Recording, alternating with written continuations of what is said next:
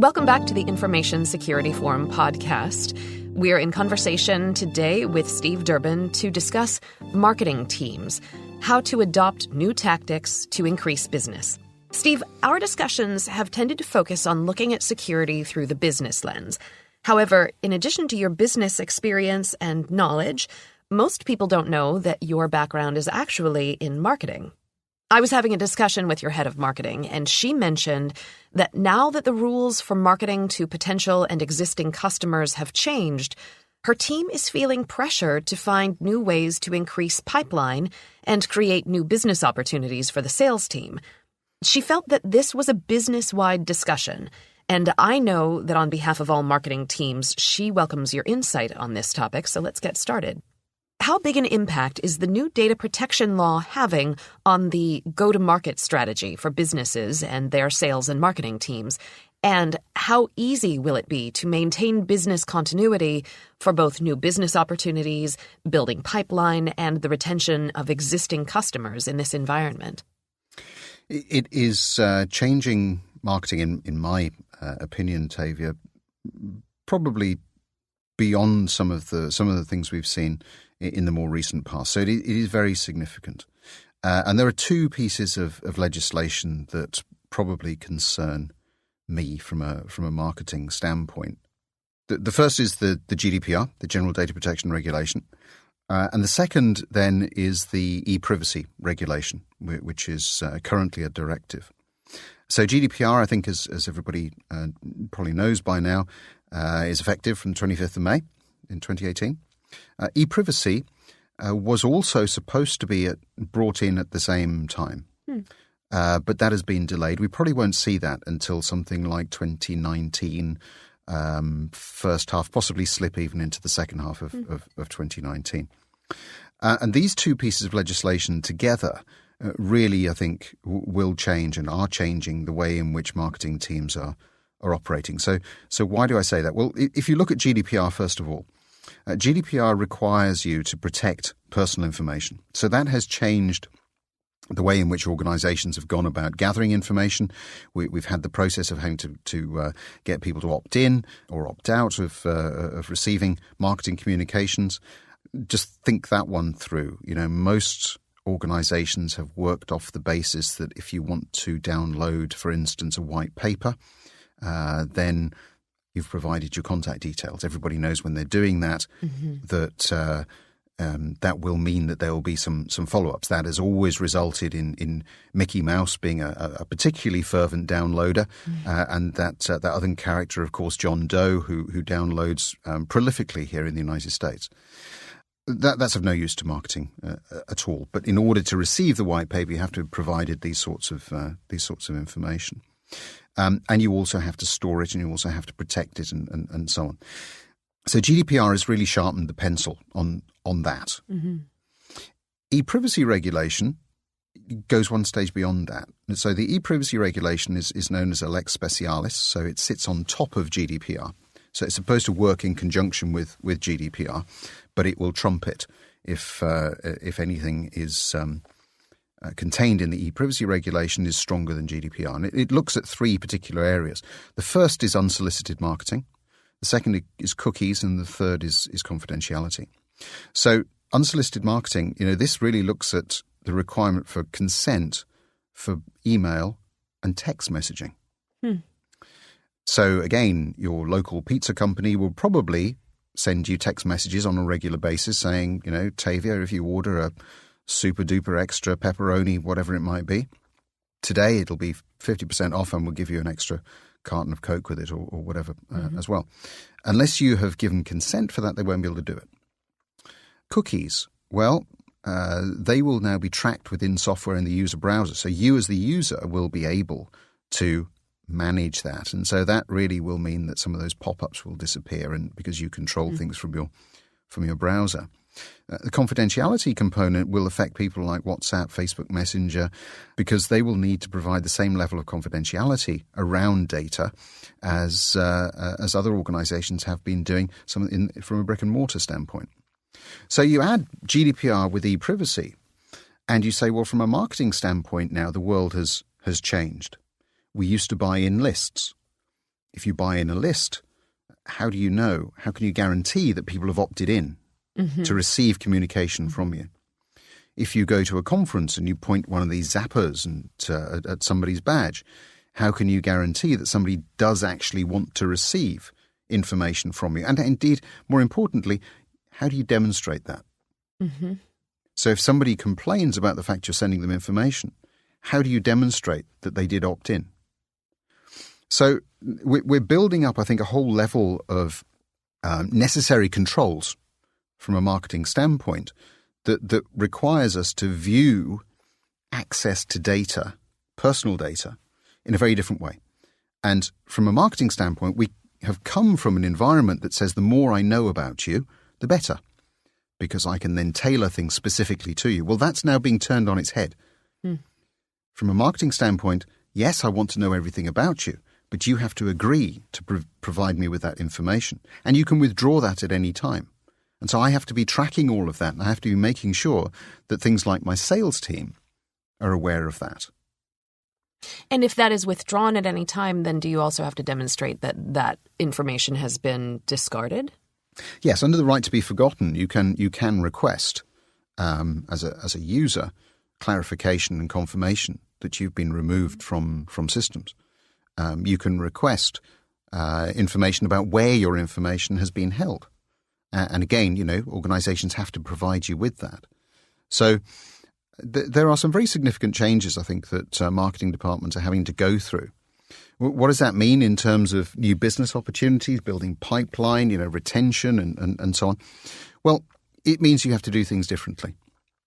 On the positive side, it should enable us to have a higher quality of information because you have opted in to providing me with information. So I'm not going to be seeing, hopefully, as many Mickey Mouses and John Does. So I am going to get much more clarity around you as a user, but there's going to be very much fewer data points to work off. So again, at the ISF, we've recently implemented some of these changes. We've probably seen something like a 50 to 75% drop-off in terms of usable data that we get through our public website. So if you think about that from an organizational standpoint, from a building pipeline, from a building understanding of people who are visiting your site perspective, you have to really come up with some brighter ideas as to how you can go about managing all of that. So I think, on the face of it, there are some significant changes. A lot of marketing people have been sort of throwing their hands up in horror and saying, well, this is going to change the way that we work. Yes, it is.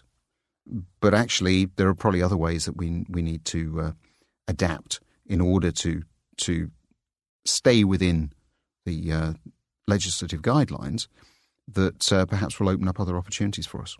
Well, it sounds also like it's improving the quality of the relationship between the marketing department and the person who has opted in, that there's a deeper, more authentic possibility of a connection, that you may have dropped off the amount of data, but the person who is sharing their data is more invested. Is that a fair speculation? That's certainly what I would hope.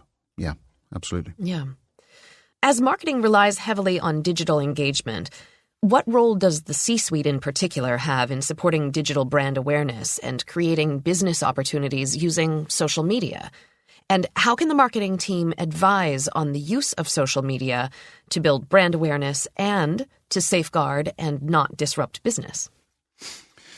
Yeah, I think this whole issue of digital brand awareness is a very interesting one because that's where we're all necessarily having to go. It is about how do we build up this picture.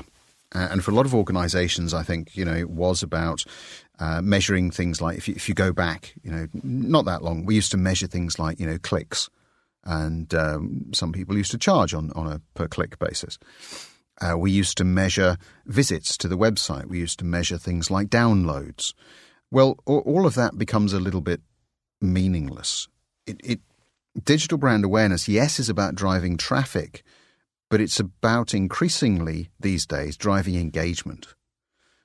I don't have a huge amount of interest in how many people are visiting my website. What I'm interested in is how many of those people are then converted into engaged contributors. So I'm thinking particularly of things like, the way in which they might contribute to blogs, the way in which they might interact, What would they do with some of the information that's on the site? And so, the role of the traditional website, I think, is changing. It has to be very much more interactive. We are moving, I think every marketing organization is moving very much more into the use of video.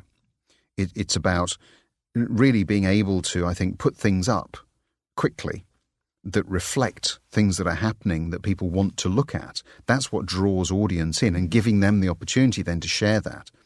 So digital brand awareness then becomes, what do you want your organizational brand to look like in that kind of scenario? And if you think about it from a consumer standpoint, then that's hugely competitive. Yeah. If you're selling fizzy pop or sweets or whatever it happens to be, massively competitive market. So you always need to be doing something very, very different here, because increasingly all of your interaction is going to be done on a digital platform in some way, shape or form at a variety of different age groups. So it's a hugely exciting area. If you look at business to business, then actually it's not dissimilar. But you're more importantly, you're looking at how you can create long-term business opportunities for engagement. And I think that really where I see the opportunity here is I'm going to call it crowdsourcing, but it isn't strictly speaking crowdsourcing. What I mean by it is I might put up some particular challenge that my business is having, or I might put up a particular perspective, a stalking horse, effectively.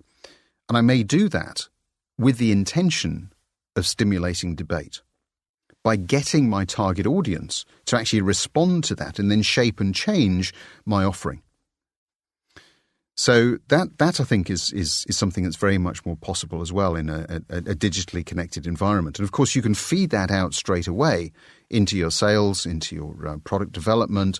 And so you're getting, I think, more intimate touch points with your target market through that digital platform.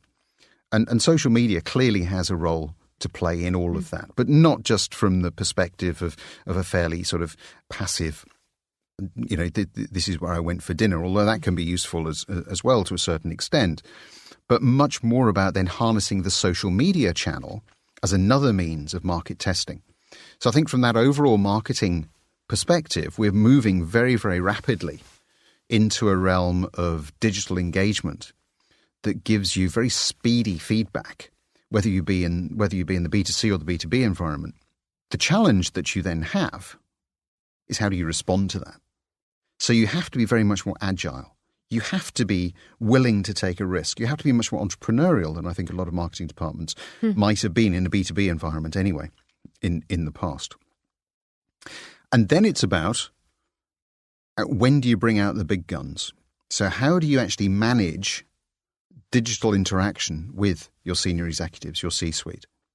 How do you manage an individual perhaps who first thing in the morning, the very first thing they do is send out a number of tweets that are, anything from a stream of consciousness to a rant?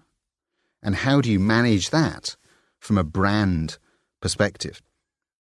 Some organizations might say, well, actually that's doing the brand a power of good, because the person is human, he or she is reflecting the mood of the moment, and that's what we as an organization want to be seen as. So, if you're in that particular space, others would put their head in their hands and think, oh no, here we go again. It's more damage limitation, because it is off message.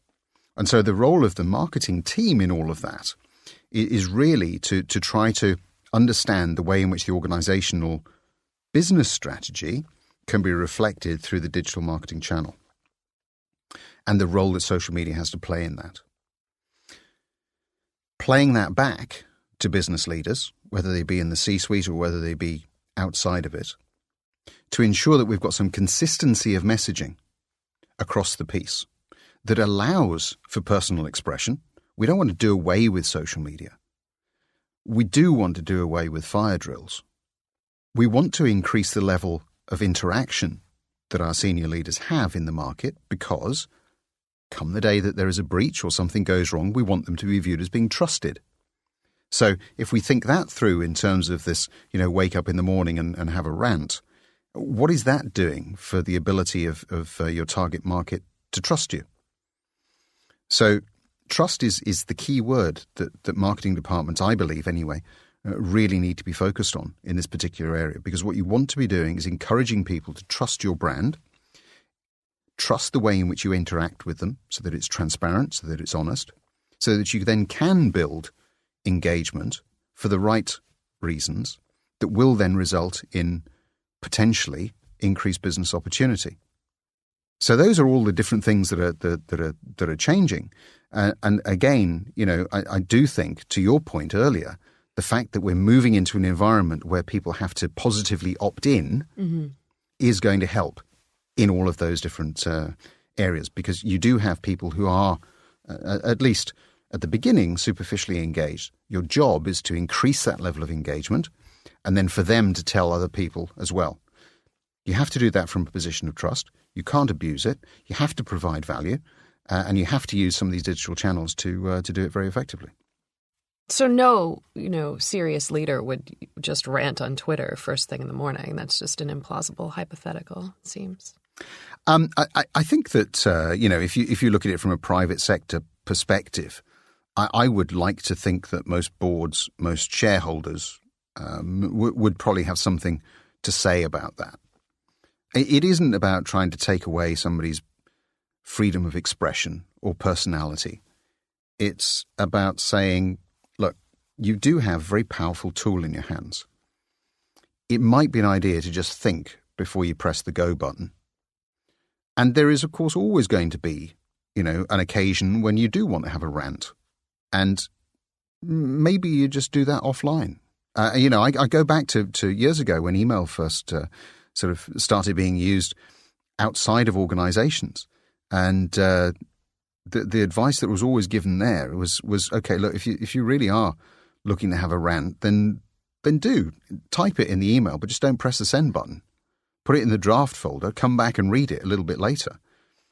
And I think that a lot of people would do well, particularly on social media, to think that one through. It doesn't necessarily need to take away from the instantaneous element of it. You can just type it, take 30 seconds downtime and then come back and think, is that really what I want to say? Maybe not. And go from there. So I think that, it is all about understanding the power that you have at social media and making sure that what you're sending out is in line with your overall strategy and what it is you're trying to achieve and the brand that you're trying to create. So showing some thoughtfulness and a bit of restraint. I think it comes down to responsibility. Mm-hmm. You need to be responsible for your actions. And, yeah. Can you share 3 or 4 tactics that the marketing team should adopt to grow pipeline opportunities and enhance the effectiveness of their outbound communications and their engagement across their social media business channels? Yeah, I think there's a few things. I think that, I've talked already about the role of the website. I think websites will continue to have a fundamental role to play in terms of collecting data. It is about collecting on an opt-in basis. It is about making them attractive places for people to go and visit.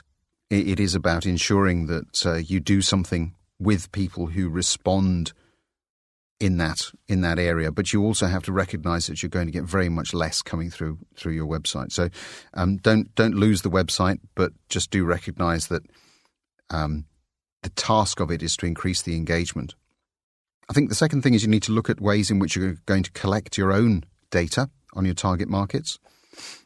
I don't think you can rely on lists anymore. There's been a very big industry in the past that's existed on selling lists. Mm-hmm. Very few organizations, very few individuals, I believe, will now opt in to a list, allowing an organization to go off and sell that list, willy-nilly. And that's a real challenge as well. So I think you've got to look at ways of collecting your own data. That may be through using different digital channels. I think social media, it's about using social media to understand the issues that your target market has. It's about really increasing the volume as well, I think, on your part of quality discussion. And that isn't just about one individual. And I'm not advocating here either that you have a number of bots that are out there, spouting stuff either. It's about making sure that you have a number of people within your organization who are contributing to that interaction, that it's a quality interaction, that it's a relevant interaction, that it is demonstrating that your brand or your company has something valuable to say in this particular space that would then encourage people to move perhaps to your website or to move to sharing some of their data with them. And I think that marketing has a very big role to play in that particular space in terms of helping people understand, how to go about doing that on social media. A lot of time people, when I talk about this, will look at me and say, well, everyone can use social media, Steve. What are you on about? I don't need to be trained in how to use social media. I just pick up my phone and off I go. Rant away. And of course you can do that. But there are probably better ways of doing it. And I think that just really providing some hints and tips to people as to how you can go about doing that is time well spent. And then I think that finally it is about really measuring the effectiveness of your communications and your engagement. Marketeers generally don't like to do that because it's always very difficult. And it is. Mm-hmm. We've had this age-old discussion in marketing about how do you measure the effectiveness of PR? Mm-hmm. How do you do it? Well, of course you can measure appearances or clicks and that kind of thing. But how do you really measure the effectiveness of it? Is it really driving somebody to buy your product, increase your revenue? So I think it's about thinking very hard about how we measure the effectiveness of some of that communication and some of that engagement across the different social media channels so that you can flex it, so that you can change it, so that you understand what works and what doesn't work. And indeed, I think very much more importantly these days, so that you can really understand and test the temperature of your target audience, because their needs change very, very quickly. And this is one of the ways in which you can really monitor that and make sure that you always remain current. Well, there are so many conversations about social media, but this is definitely a fresh take on a conversation about these tools. So on behalf of your own head of marketing and other marketing leaders, I thank you for wearing your marketing hat for this discussion. And I'm sorry that our listeners can't see it because it's quite an elaborate fascinator. The guidance you've shared today will have provided some practical insights that both the marketing team and wider business teams can adopt to support business growth. To find out more about how ISF products and services can help you to manage cybersecurity across your business enterprise, visit securityforum.org.